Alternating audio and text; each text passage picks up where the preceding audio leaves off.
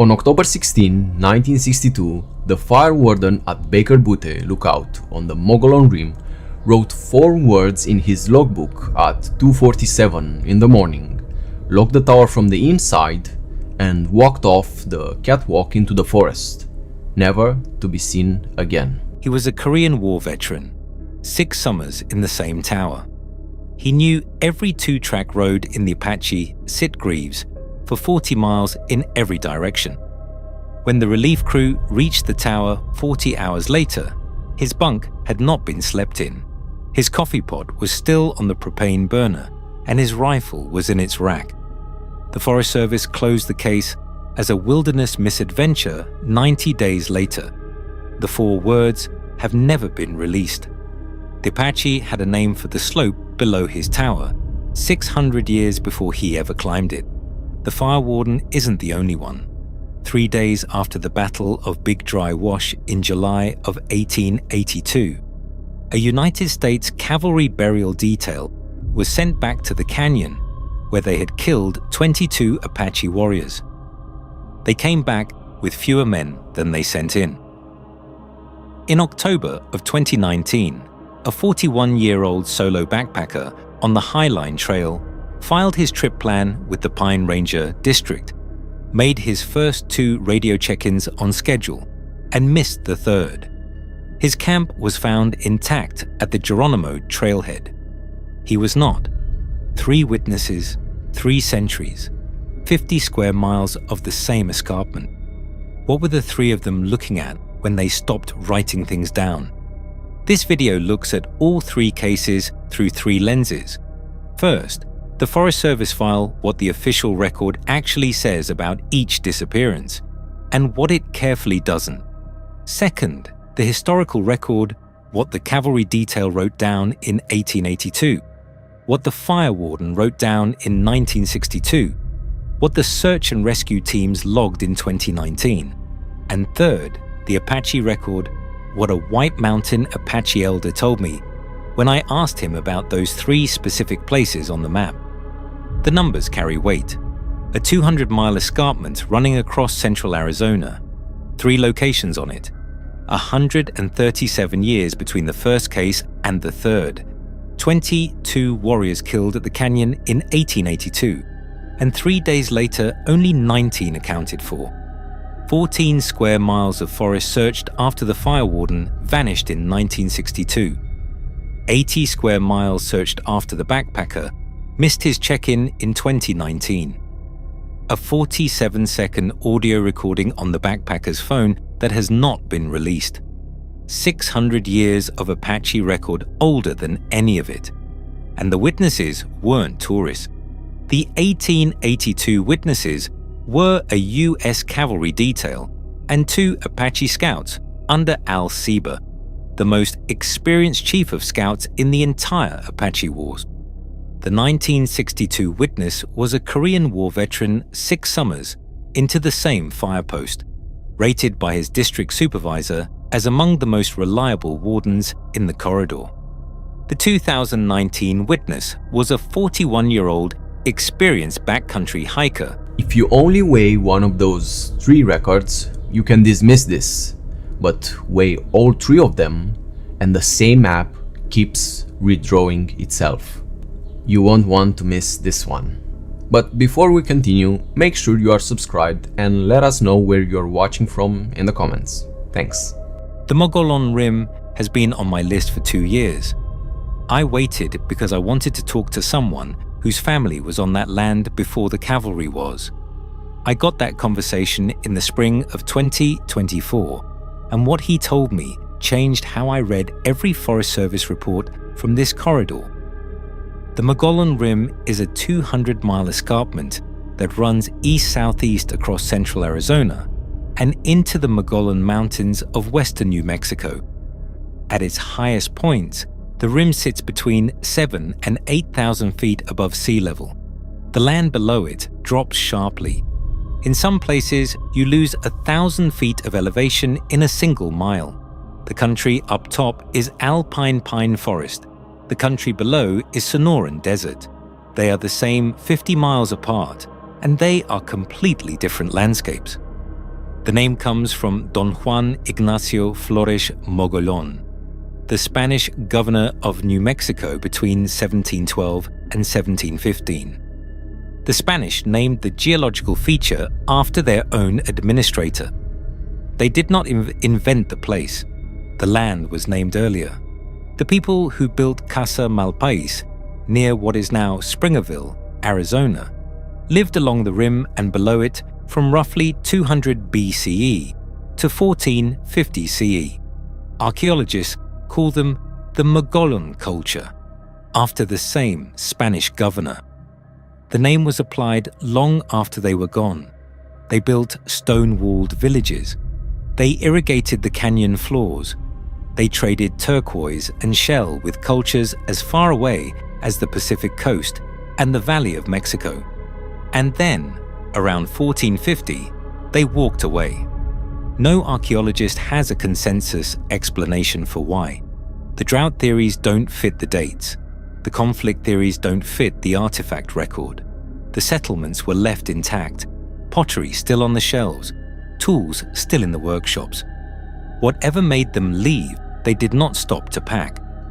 Around the same time, the ancestors of the Apache arrived in the region from the north, part of the broader Athabascan migration that brought the Navajo and the Apache peoples into the southwest from somewhere in the boreal forests of present-day Canada. They came into a landscape that had just been emptied. They did not move into the Mogollon ruins. They settled around the edges. The Apache who occupied the Mogollon Rim corridor were Western Apache, White Mountain, Tonto, Cibecue, San Carlos. The largest reservation along the southern edge of the rim today, the Fort Apache Reservation, is the homeland of the White Mountain Apache. The boundary of that reservation follows the base of the rim for approximately 50 miles. The Apache had names for the places on the rim. They had ceremonies tied to those places. They had specific locations where the crown dancers performed. In Apache cosmology, the crown dancers are the Gan dancers, and the Gan are the mountain spirits. They are beings that live in caves and in the high country. In most places, they are protective. They are part of the balance between the human world and what surrounds it. But the Apache made distinctions among the Gan. Most places on the rim were normal. Some places were sacred and required ceremony before entry. A few places were neither sacred nor normal. A few places were where the Gan did not go. For those few places, the Apache had rules.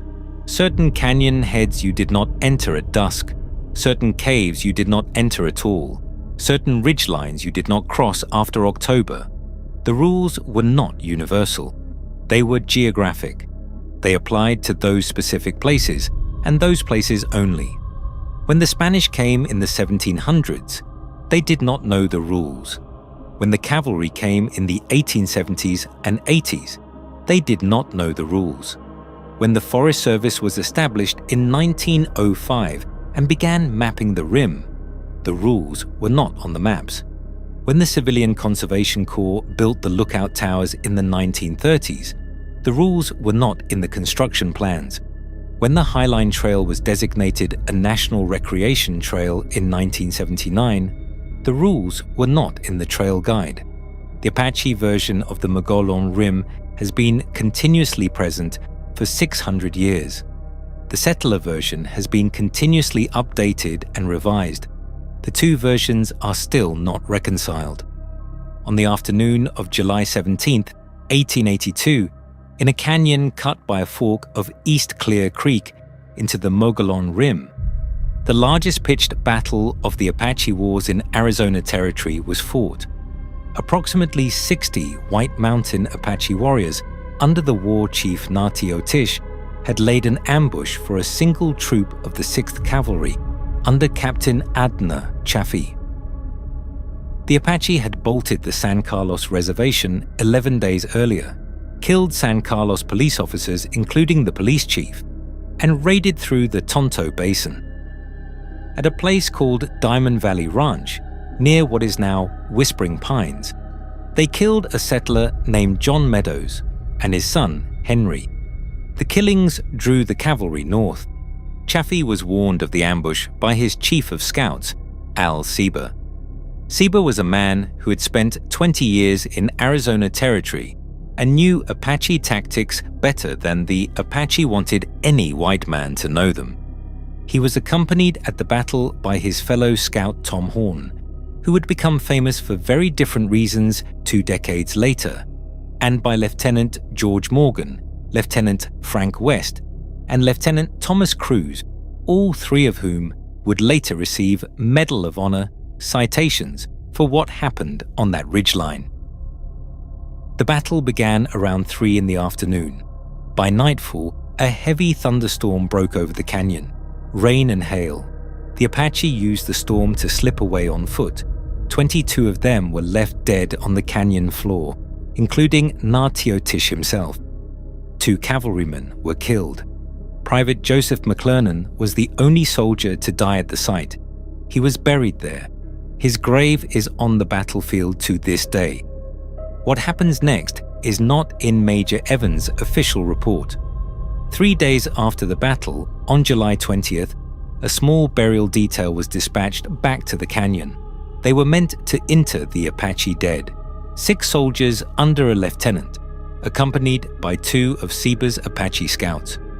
The detail expected to find 22 bodies in the rifle pits and behind the stacked rock breastworks along the north rim of the canyon. They found 19. 3 were missing. 2 of the remaining 19 had been moved from the positions in which they had fallen. The Apache scouts examined the ground. They reported tracks leading west out of the canyon into the timber. The tracks were not from wolves. They were not from bears. They were not from any animal the scouts could put a name to. The lieutenant in charge argued the missing bodies had been recovered by other Apache returning to the site at night. The scouts disagreed. The tracks did not match human either. The burial began. The detail was moving rock and digging into the canyon floor when one of the cavalrymen, a young private from one of the New Mexico territory forts, first name only in the source I have for this, walked 30 yards down the canyon to scout the slope. The lieutenant called after him. The private did not respond. He did not come back. The detail searched for the remainder of the afternoon. They found no body. They found no tracks past the first 30 yards. They found nothing. At sundown, the 2 Apache scouts informed the lieutenant that they would not continue. The site, they said, had presence. Whatever had taken the missing Apache bodies the previous night had not gone away. The lieutenant ordered the detail to withdraw. The burial was incomplete. The remaining Apache dead were left where they fell. The missing private was officially listed as deserted in the regimental records of the 6th Cavalry. His name does not appear in any subsequent muster roll. His enlistment record was administratively closed. Major Evans, in his report to the Department of Arizona, described the burial as incomplete due to environmental conditions. That phrase in the report is the entire entry. There is no elaboration. In the early 20th century, a stone monument was erected at the battlefield. It lists the soldiers of the 3rd and 6th Cavalry who participated in the engagement. I have looked at the monument. I have read every name. The missing private is not on it. I don't know what happened to him. I know what the official record says, and I know what the Apache scouts told the lieutenant. Those are different things. I want to be careful here. I am not telling you what was in that canyon in July of 1882. I am telling you what the Apache scouts saw on the ground, and that the official report calls it environmental condition, and those are not the same. 80 years passed between the burial detail and the next case. In those 80 years, the Apache Wars ended. Geronimo surrendered for the final time in 1886. The reservations were consolidated. The Mogollon Rim was incorporated into 3 national forests, the Tonto along the base, the Apache Sitgreaves, and the Coconino along the top. The Civilian Conservation Corps came through in the 1930s and built dozens of fire lookout towers on the rim's high points. The Forest Service began the systematic management of the corridor. In all of that time, the Apache continued to know what the cavalry never wrote down. Baker Butte sits at 8,073 feet above sea level, near the western edge of the Mogollon Rim in the Coconino National Forest. The fire lookout tower at the summit was first built in 1922 and rebuilt in the early 1960s. From the catwalk of that tower on a clear day, a fire watch could see across the rim corridor for 40 miles in every direction. Promontory Butte to the east, the San Francisco Peaks to the north, the Mogollon Mountains to the south, the Bradshaws to the west. It is one of the best vantage points in the entire Coconino district. In the autumn of 1962, the tower was staffed by a Forest Service fire warden. I am going to use his first name. His family asked that his full name not be used. His name was Earl. He was 34 years old. He had served 2 years in the United States Marine Corps in Korea, returned home in 1955, and taken his first Forest Service posting in 1956. By the autumn of 1962, he had spent 6 fire seasons in that exact tower. The Apache Sitgreaves and Coconino district supervisors regarded him as among the most reliable wardens in the corridor. His logs were exact. His radio check-ins were on time. He did not request transfers, and he did not request company. He was the kind of warden a district supervisor wanted on the most isolated posts. In early September of 1962, Earl's radio reports began to include items that were neither fire-related nor weather-related. September 4th, a note about lights on the slope below the tower, on the canyon side, where there was no road and no settlement. He noted he could not identify the source. September 14th, a note about movement in the meadow below the tower at 2 in the morning. He noted he had glassed the meadow with binoculars under starlight and could not identify what he had seen. September 28th, a note about hearing what he initially took to be his own name, called from the tree line. He noted that no one else was in the area. The district supervisor reviewed the September entries on October 3rd. He dispatched a regional fire specialist to Baker Butte for a wellness check. The specialist spent 2 nights in the tower with Earl. He saw nothing. He noted that Earl seemed exhausted but rational. He recommended that Earl be relieved at the end of the regular fire season, October 31st. That recommendation did not get acted on in time. On October 10th, Earl's radio reports grew shorter. He acknowledged the check-ins but added no commentary. His logbook entries from October 11th through October 15th read like list entries: cloud cover, wind speed, fuel moisture, visibility, nothing else. On the night of October 15th, Earl made a final radio check-in at 9 in the evening. He reported clear weather, calm wind, no smoke. Between 9 in the evening and 2:47 in the morning, he wrote 4 words in his logbook. The handwriting was steady. The words were not a request for help. They were not a description of a fire or a weather event or any other category of observation his training would have prepared him to make. They were an attempt to describe something he was looking at or hearing, and they did not fit any standard firewatch terminology. I am not going to tell you what the 4 words were. I have a source, a retired Coconino district employee who served at the district office in the 1970s and who saw the page before it was sealed. He told me what they were. He asked me not to repeat them in this video. I am keeping that promise. I will tell you only this. The 4 words are not consistent with Earl being lost, hurt, or confused.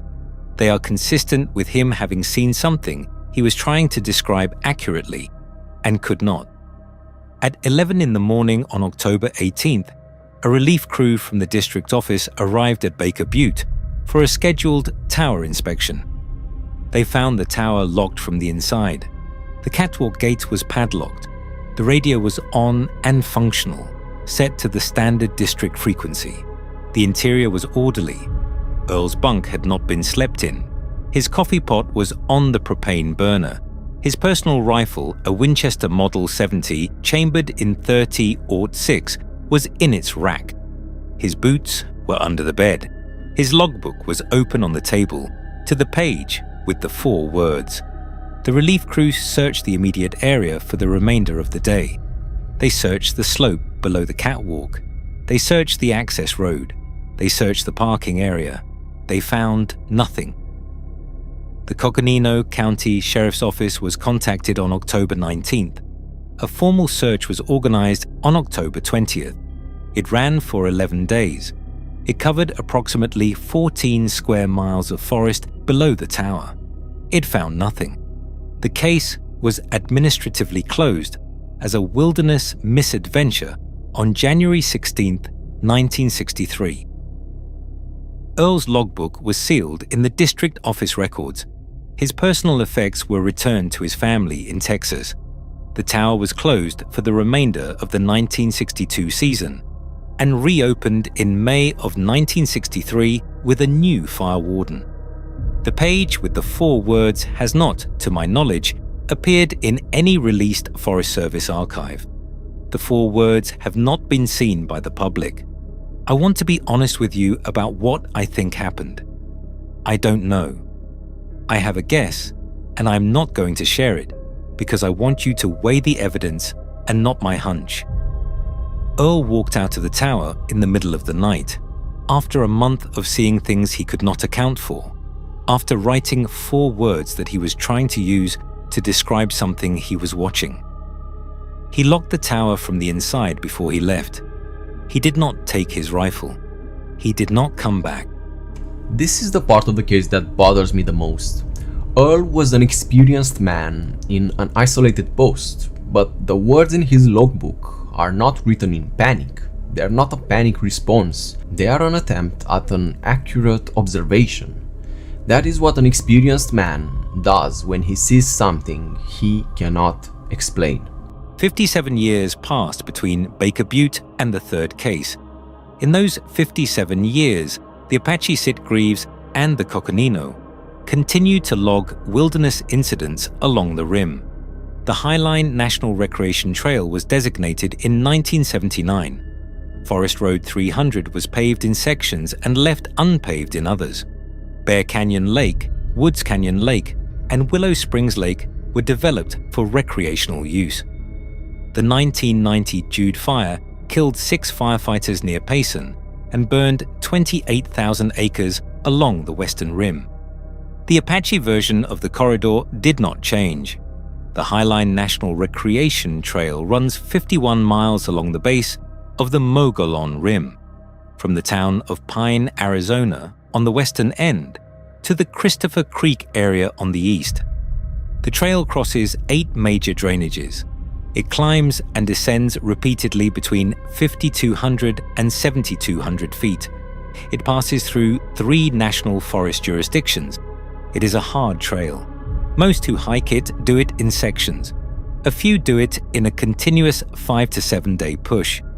In early October of 2019, a 41-year-old solo backpacker, first name Marcus, per the case file I was able to review, set out from the Pine trailhead to complete the Highline as a 5-day continuous hike. He was an experienced backcountry traveler.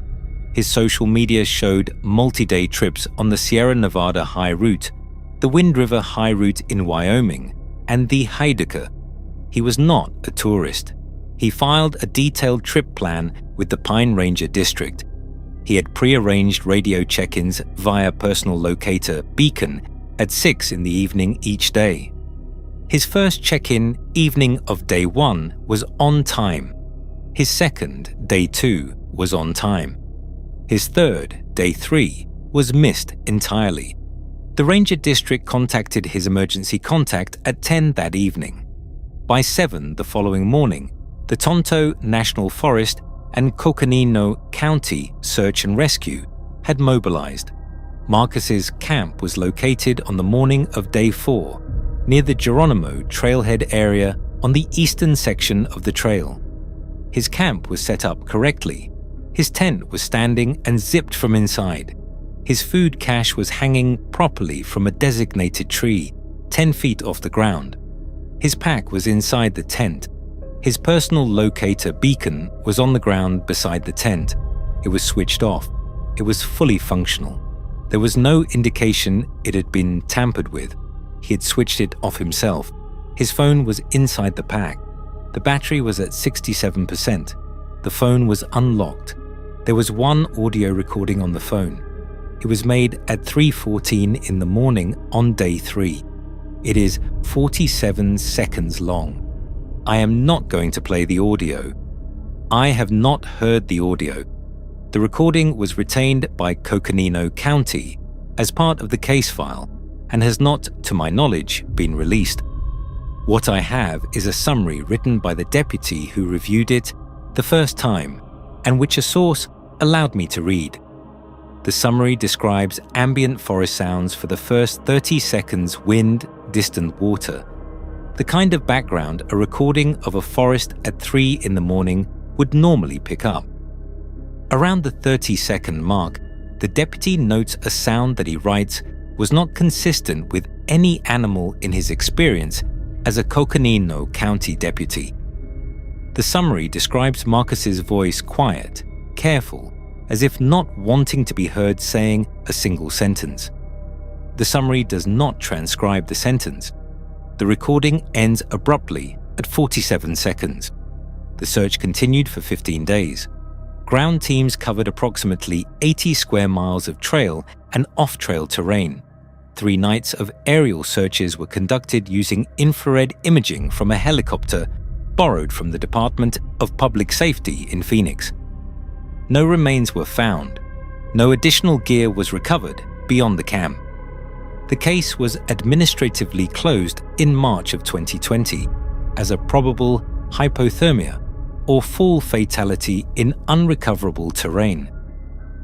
In May of 2020, the spur trail between the Geronimo and Washington Park trailheads was closed by the Tonto National Forest for environmental reassessment. The official notice cited erosion concerns and trail corridor management. The trail section has not reopened. The closure has been administratively renewed each year through 2024. I have made one attempt to walk to the boundary of the closed section. I did not cross it. The Tonto Rangers I spoke with at the Payson District Office were polite and did not answer my questions about the closure beyond what was on the public notice. One of them, and I will not use his name, told me, quietly, in the parking lot after the office had closed, that he had been on the search in October of 2019 and that he had not returned to that section of the trail since. 3 cases, 137 years apart, same geography. The official record on each is consistent exposure, misadventure, environmental conditions. The unofficial record on each is also consistent, and it is the same record, told 3 different times. I want to tell you about the elder I spoke with. I sat down with him in April of 2024. The conversation lasted 3 hours. He did not want it recorded. He did not want his family name in the video. I am keeping both of those promises. I am going to call him Walter, which is not his real name, and which he chose for the purposes of this interview. Walter is in his late 70s. His family is from the Fort Apache Reservation on the southern edge of the Mogollon Rim. His grandfather served as a scout for the United States Army in the 1880s and rode with Al Seba's detachment in the campaigns that closed out the Apache Wars. Walter's grandfather was at the Battle of Big Dry Wash. I want to be clear about that. He was there. He was one of the 2 scouts who walked into the canyon on July 20th. and read the tracks the cavalry could not identify. The stories Walter told me had been passed down through 3 generations of his family. They had never been written down. They had never been shared outside of his family until he shared them with me. He shared them with me, he said, because he had been watching the closures on the rim for 40 years, and he had been waiting for someone to ask the right question. The Apache have always known, Walter said, that the Mogollon Rim is not uniform. Most of it is normal land, hunting ground, water source, travel corridor. The high country is sacred in the normal sense, places where ceremony was conducted, where the Gaan were present in their protective role. The crown dancers perform in those ceremonies. The mountain spirits are honored there. The relationship between the Apache and the high country is, in most places, a working relationship. But there are places on the rim where the relationship is different. Walter's family tradition identifies specific locations where the Gaan do not enter, places where something had been there before the Gaan arrived and had remained. The Apache term for these places translates, roughly, to places where the agreement was not made. I am going to leave the Apache term itself out of this video. Walter asked me to.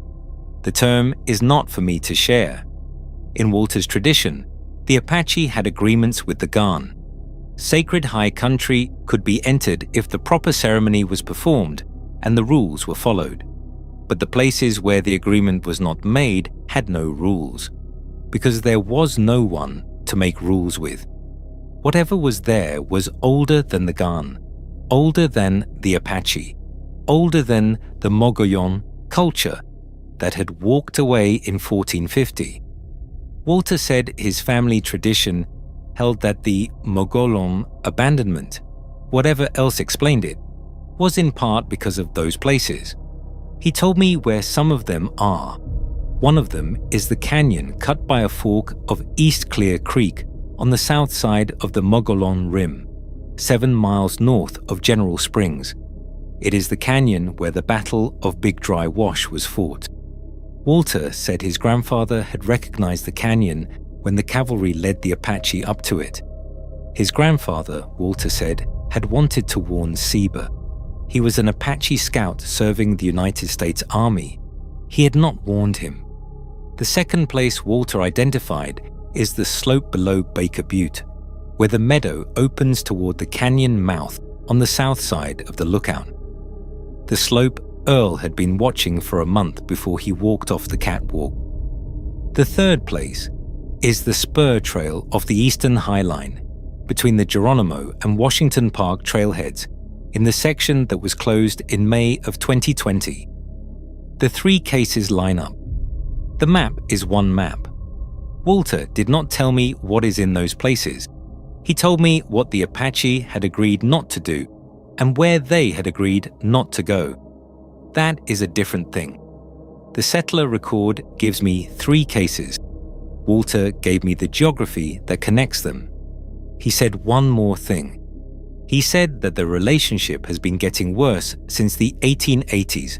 He said that whatever had been kept contained by the Apache ceremonial protocols was disturbed when the cavalry came through, and disturbed again when the Forest Service began to build roads and towers across the rim, and disturbed again every time recreational use has been expanded into previously inaccessible terrain. The ceremonies still happen on the reservation. They do not extend onto Forest Service land. The Apache people do not have jurisdiction over the Rim's high country anymore. They have not had that jurisdiction since 1871. Walter said that the closures the Forest Service is quietly putting in place the trail sections that don't reopen, the spur roads that get decommissioned, the access points that become administrative restrictions are correct. They are happening for the right reasons. The Apache, he said, would have done the same thing 300 years ago, with ceremony. The Forest Service is doing it now with paperwork. The instinct is the same. The method is different. I have spent the last year going through the Forest Service documents I could access. There are a lot of them. The Tonto, Apache Sitgreaves, and Coconino districts have generated thousands of incident reports along the Mogollon Rim over the past 40 years. Most of them are routine: lost hikers, twisted ankles, bear encounters, lightning strikes. The land is hard, the weather is unpredictable, and people who go into the backcountry without preparation get hurt. Nothing I am about to say takes away from that. Some of them are not routine. There is a pattern of temporary closures along specific spur roads, off Forest Road 300, that have become permanent. I counted 7 such closures between 1968 and 2023. The official justifications vary: erosion, fire risk, infrastructure decommissioning, environmental reassessment. The closures themselves do not vary.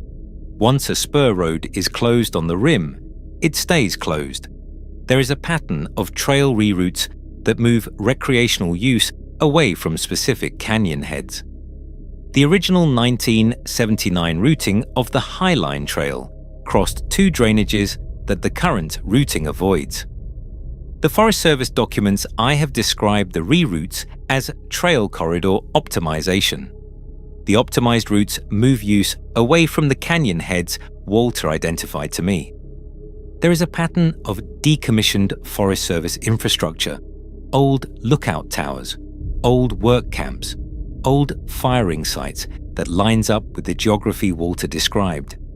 Baker Butte itself has been on intermittent operational status since the 70s, occupied during peak fire seasons and otherwise empty. The schedule of its occupation, when you map it, avoids October. I am not telling you that the Forest Service is conducting a deliberate program of containment. I do not have evidence for that claim. The Forest Service is a large institution that responds to local conditions, and many of those closures and reroutes have ordinary explanations. I am telling you that when I overlay the closures and reroutes on a map, and then overlay the geography Walter gave me on the same map, the 2 maps are not different. They are the same map drawn at different scales. The settler version of the Mogollon Rim is that it is a backcountry recreation area with the same risks as any other. That is the version on the Forest Service website. The version in the ground, the version the Apache have maintained for 600 years. The version the cavalry encountered in 1882 and could not write down. The version Earl saw in 1962 and tried to describe in 4 words. The version Marcus recorded for 47 seconds in 2019 is older. I don't know what is hunting on the Mogollon Rim. I know the Apache have a word for it. I know the elder I sat with chose his words very carefully. And I know the ground keeps making the same case every couple of decades in the same canyons. The hardest part of this story, at least for me, is that Walter is not asking the Forest Service to do anything they aren't doing. He is asking us to notice the closures, the reroutes, and the avoided months. That is the work being done quietly. If you made it all the way to the end of this video, comment "I hear it" below so I know who got through. If you've spent time on the Mogollon Rim, if you've hiked the Highline, if you've driven Forest Road 300, if you've worked the fire lookouts up there, if you have a story from that corridor that the official record doesn't account for, I want to hear from you in the comments. Some of the best stories on this channel have come from comments on videos like this one. Subscribe so you don't miss the next one. There are a lot more of these coming.